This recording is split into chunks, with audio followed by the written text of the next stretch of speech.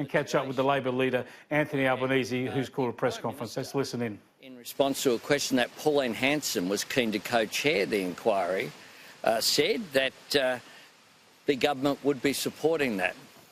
The way that we have committees in this parliament, which can play a really important role, is to have that bipartisanship. The government would normally chair inquiries. The opposition would have the position of deputy chair. You would have genuine discussion about terms of reference. These are difficult issues for families out there. They're particularly difficult for women. The issue of domestic violence should be taken seriously by everyone in this place. And we take it seriously, and I know that there's been a range of activities around White Ribbon Day, around statements about domestic violence that have enjoyed bipartisan support. That's important that that continue. I don't want this to be a political football. But I say to the Prime Minister, we can't support an inquiry in which he has unilaterally, along with Pauline Hanson, done a deal.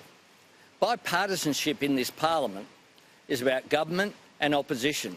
It's not about government and one nation, excluding Labor and ignoring the reports of the Law Reform Commission and the House of Representatives inquiry, which the government hasn't bothered to respond to.